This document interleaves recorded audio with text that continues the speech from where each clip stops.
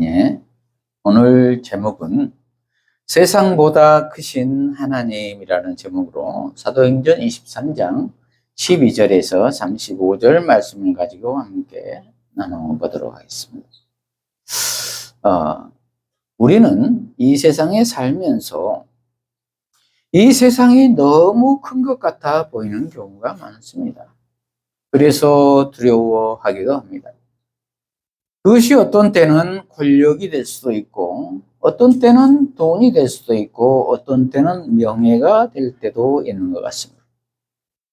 그래서 어떠한 편법을 써서라도 성공만 하면 그만이라는 생각도 있습니다. 그러나 성경은 하나님이 이 세상보다 크다라는 것입니다. 오늘 본문을 통해서 살펴보도록 하겠습니다. 오늘 본문 전체 줄거리를 살펴보면은 바울을 죽이려고 유대인 결사단이 결성되어 바울을 암살하려고 합니다. 그러나 하나님은 여러 경로를 통해서 보호하십니다. 오늘 본문을 통해 살펴보도록 하겠습니다. 12절부터 보면은 날이 새매 유대인들이 당을 지어 맹세하되 바울을 죽이기 전에는 먹지도 아니하고 마시지도 아니하겠다 하고 이렇게 동맹한 자가 40여 명이더라 이렇게 기록하고 있습니다. 바울은 전 단락에 보면은 유대인들에게 고발되어 가장 공신력 있는 산헤드린 공회 앞에 서게 되죠. 지금으로 말하면은 재판정에 서게 되었다는 것입니다. 그랬는데 성령께서 주신 지혜로 바울은 거기에서 벗어나게 됩니다. 그 당시 공회원들은 바리새인들과 사두개인들로 구성되어 있습니다. 그것을 알고 바울은 부활의 이야기를 꺼내어 두 파가 분열하게 만듭니다. 왜냐하면 바리새인들은 영생의 부활을 믿고 있었고 천사도 영도 있다고 믿었습니다. 그런데 사두개인들은 모세 오경만 믿었습니다. 즉 창세기, 출애굽기, 레위기, 민수기, 신명기만 믿었다는 말입니다. 그래서 부활이 없다고 생각한 사람들이었습니다. 그 당시 정치색을 띠는 종교인들이었던 것이죠. 그런데 바울을 죽이는 일에는 야합을 하여 한 목소리를 내고 있었던 것입니다.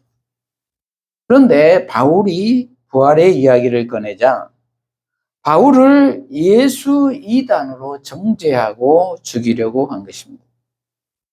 그런데 바울이 이 부활 이야기를 꺼내자 서로 분열된 것입니다. 그리고 소란이 일어나게 되었죠. 그러자 천부장이 이를 진압하고 바울을 유치장에 감금하였습니다.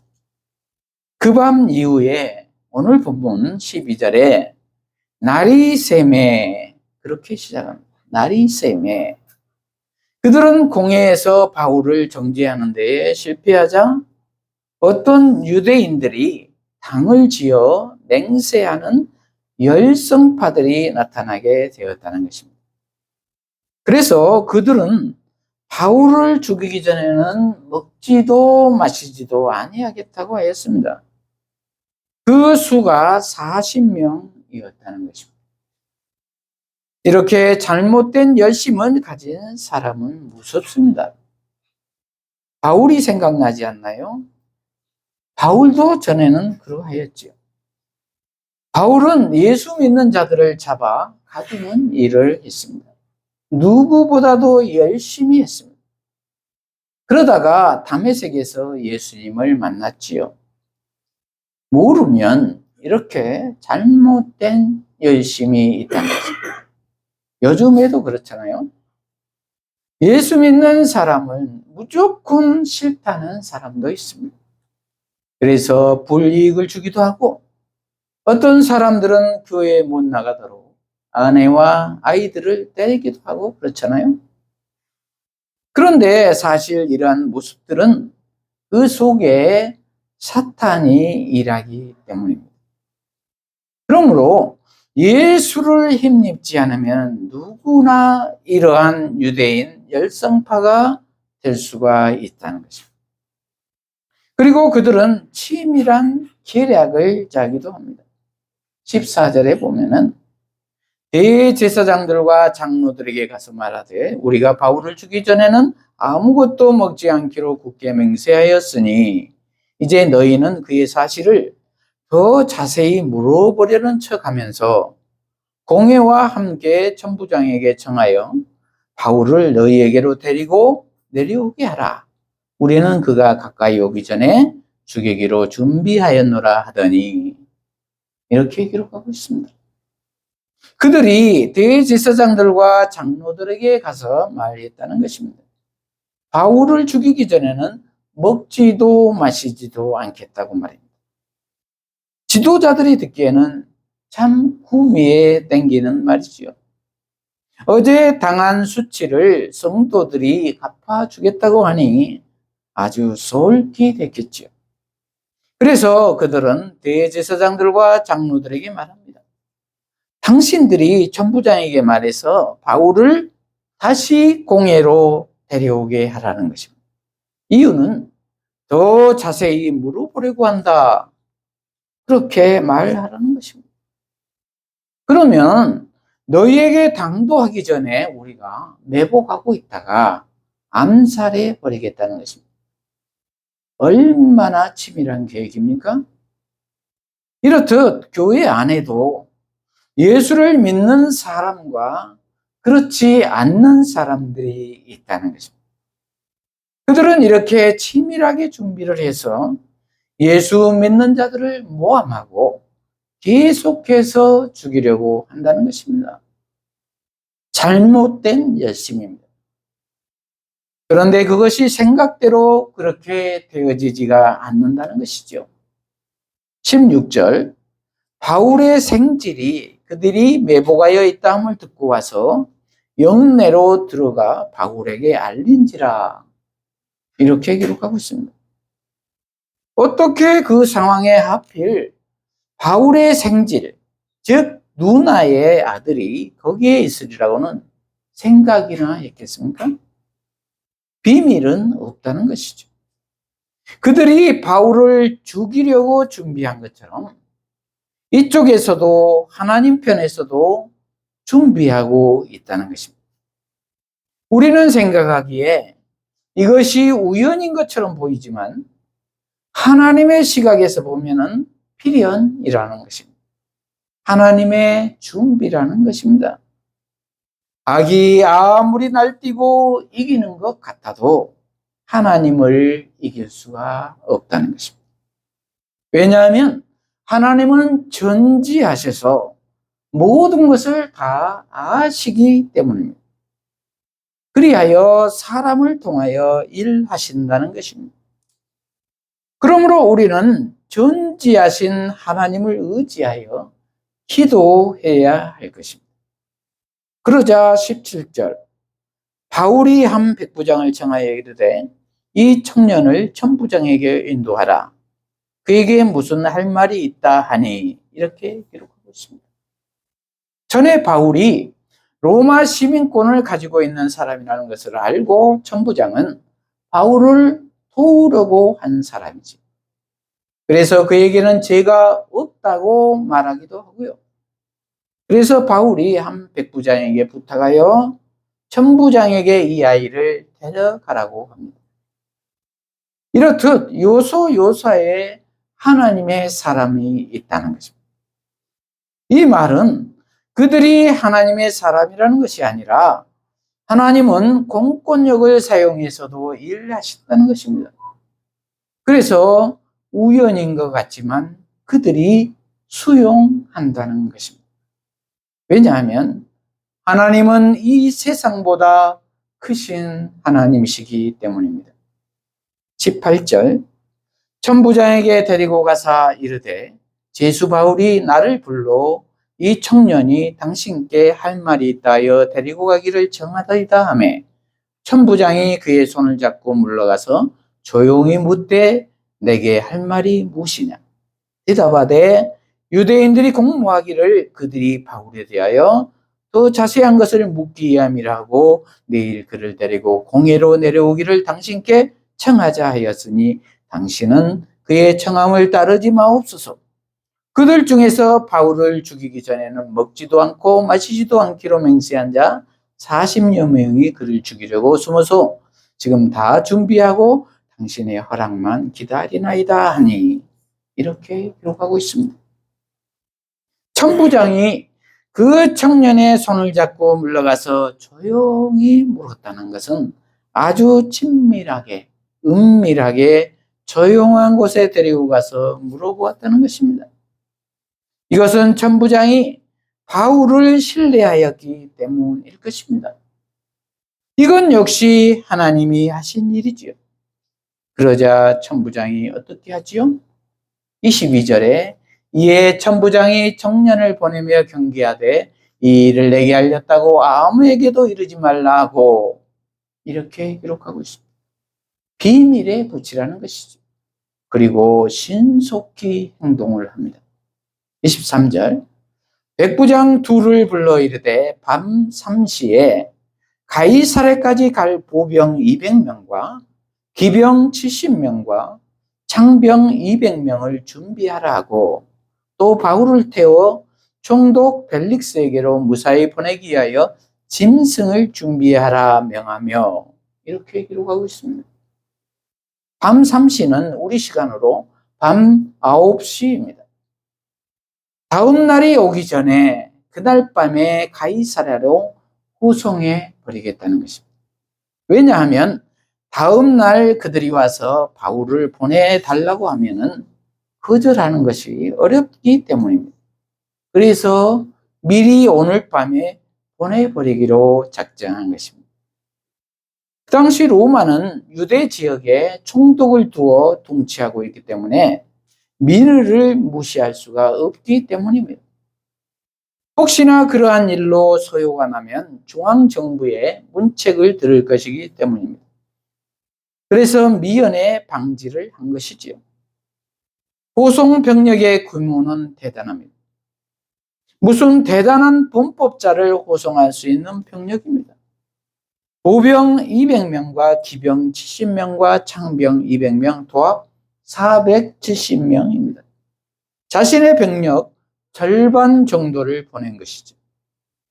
유대인들 결사대 40명과 대조된 병력입니다. 이렇듯 하나님의 준비는 이 세상 준비를 초월한다는 것입니다. 그러므로 우리는 하나님께 기도해야 되겠지요. 그리고 목적지는 벨릭스 총독의 관저가 있는 가이사랴. 이 가이사랴는 예루살렘에서 북서쪽으로 100km 정도 떨어진 곳입니다. 가이사랴는 이방인 백부장 고넬료가 근무했던 곳이기도 하지요. 그래서 벨릭스에게로 편지를 써서 보냅니다. 25절 또 이 아래와 같이 편지하니 일렀으되 글라우디오 루시아는 총독 벨릭스 가깝게 문안하나이다. 이 사람이 유대인들에게 잡혀 죽게 된 것을 내가 로마 사람인 줄 들어 알고 군대를 거느리고 가서 구원하여다가 유대인들이 무슨 일로 그를 고발하는지 알고자 하여 그들의 공회로 데리고 내려갔더니 고발하는 것이 그들의 율법 문제에 관한 것뿐이요 한 가지도 죽이거나 결박할 사유가 없음을 발견하였나이다. 그러나 이 사람을 해하려는 관계가 있다고 누가 내게 알려주기로 곧 당신께 보내며 또 고발하는 사람들도 당신 앞에서 그에 대하여 말하라 하였나이다 하였더라. 이렇게 기록하고 있습니다. 처음으로 천부장 이름이 거론되고 있지요. 그는 글라우디오 루시아라는 사람이라는 것입니다. 전에 거론된 아마 돈 주고 시민권을 산 사람임을 알 수가 있지요. 앞에 글라우디오가 붙은 것으로 보아 글라우디오 총독 시절에 시민권을 받아 앞에 글라우디오를 붙인 것 같습니다. 그런데 그의 말을 보면은 속이 훤히 들여다 보이지요. 자신의 공로를 드러내려는 모습이 보입니다. 죽음에 이르렀을 뻔한 로마인을 자기가 알고 구해냈다는 것입니다. 자기 공로를 치하한 것이죠. 지극히 세상적 방식입니다. 그런데 유대인들의 관계로 죽을 위험에 있으니 당신께 보내니 잘 조처해 주라는 것입니다. 세상 사람들은 여기에도 머리를 쓰는 것을 볼 수가 있습니다. 아무튼 그럼에도 불구하고 바울은 로마의 공권력에 힘입어 아주 안전하게 보호되고 있다는 것입니다. 31절, 보병이 명을 받은 대로 밤에 바울을 데리고 안디바드리에 이르러 이튿날 기병으로 바울을 호송하게 하고 영내로 돌아가니라. 이렇게 기록하고 있습니다. 보병들은 예루살렘으로 다시 돌아가고 기병으로 바울을 호송하게 했다는 것입니다. 33절, 그들이 가이사랴에 들어가서 편지를 총독에게 드리고 바울을 그 앞에 세우니 총독이 읽고 바울더러 어느 영지 사람이냐 물어 킬리기아 사람인 줄 알고 이르되 너를 고발하는 사람들이 오거든 내 말을 들으리라 하고 헤롯 궁에 그를 지키라 명하니라. 이렇게 기록하고 있습니다. 이렇게 바울은 안전하게 가이사랴에 도착해서 구금 상태로 보호받게 되었습니다. 그렇습니다. 이렇듯 하나님은 이 세상보다 크십니다. 그들이 아무리 바울을 해하려고 했으나 여러 경로를 통해 더욱이 로마의 공권력을 통해 보호받고 있습니다. 그러므로 바울은 로마에 가서 복음 증거의 사명을 다 마치기까지 어느 누구도 막을 수가 없을 것이라는 것입니다. 말씀을 마무리합니다. 저와 여러분은 이 세상 권력과 돈과 명예에 대해 어떻게 생각하십니까? 이 세상 권력과 돈과 명예가 두려우십니까? 그것이 없으면 위축되고 초라하게 느끼십니까? 그러나 우리는 전혀 그럴 필요가 없다는 것입니다. 왜냐하면 하나님이 이 세상보다 크시기 때문입니다. 아무리 그들이 권모수술을 쓴다고 하지만 전지하신 하나님은 오히려 그것을 이용하여 보호하신다는 것입니다. 그러므로 우리는 두려워하기보다는 위축되기보다는 좌절하기보다는 그 시간에 기도해야 할 줄로 믿습니다. 그리하면 하나님의 나라는 저와 여러분을 통해서 이루어 나가실 것입니다. 이러한 우리 모두가 되시기를 축복합니다. 기도하십시다. 하나님 아버지, 오늘 세상보다 크신 하나님이라는 제목의 말씀으로 은혜를 주시니 감사합니다. 우리 모두가 이 세상 권세에 두려워하고 좌절하고 위축되기보다는 그 시간에 기도하게 하여 주시옵소서. 그리하여 하나님의 인도하심을 체험하며 살게 하여 주시옵소서. 예수님 이름으로 기도합니다. 아멘.